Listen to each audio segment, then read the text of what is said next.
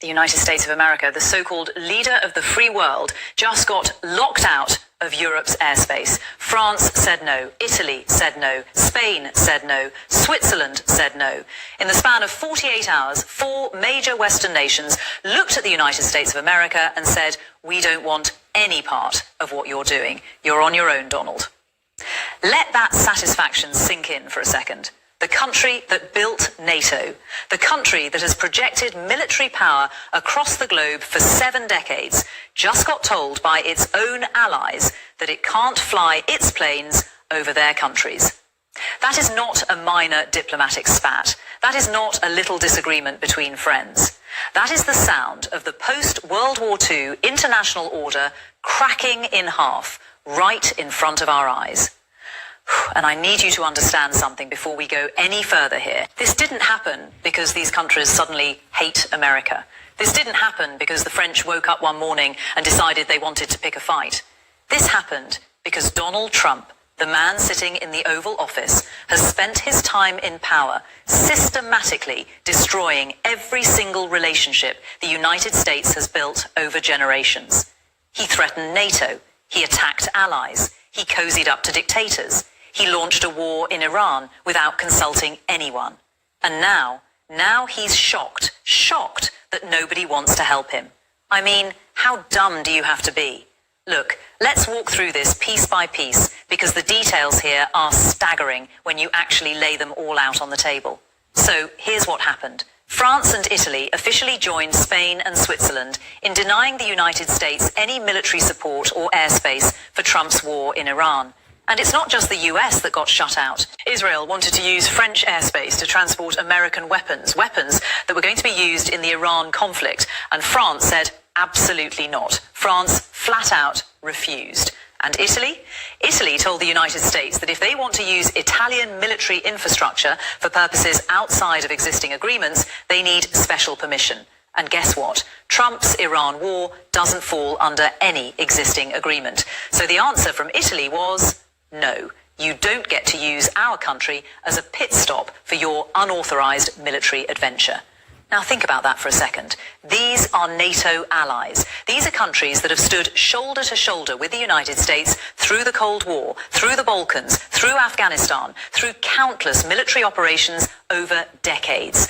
And in the span of a few months, Donald Trump has managed to alienate them so completely, so thoroughly, that they won't even let American planes fly over their territory. That's not just a policy disagreement, that's a full-blown divorce. And what was Trump's response to all of this? Did he reflect? Did he pause and think, maybe I should have talked to my allies before launching a major military operation in the Middle East?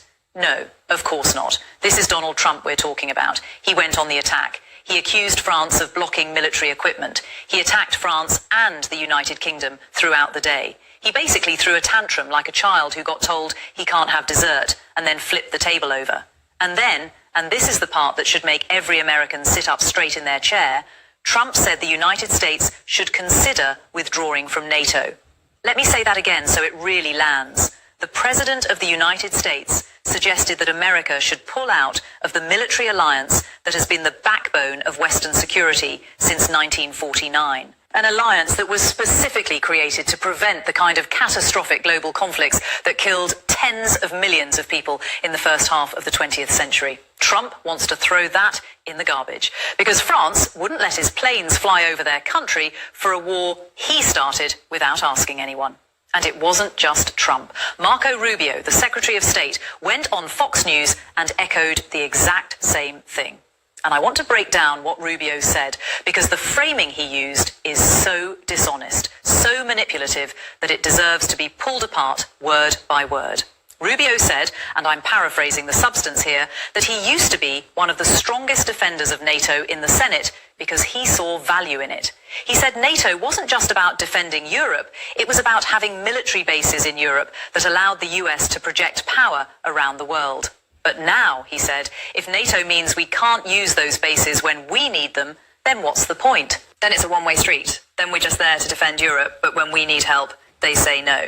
Here's the reality of what Rubio just did there. He reframed the entire situation to make it sound like America is the victim, like America has been this generous benefactor, just giving and giving and giving to ungrateful Europeans who won't return the favor. But that is a complete distortion of what's actually happening. The reason these countries are refusing to cooperate isn't because they don't value the alliance. It's because Donald Trump launched an unlawful war, a war that none of these countries were consulted about, a war that none of them agreed to, a war that violates international norms. And then he showed up at their door demanding they participate. That's not how alliances work. That's not how partnerships work. You don't ignore your partners, go rogue, start a fire, and then get mad when they won't help you put it out. And let's talk about what Rubio said regarding the Strait of Hormuz, because this was equally disturbing. Rubio basically said, yeah, the Strait of Hormuz is international waters, and what Iran is doing there is illegal under maritime law. But then he said, it's not really America's problem. The US doesn't get much energy through the strait. It's Europe's problem. It's Asia's problem. Let them deal with it.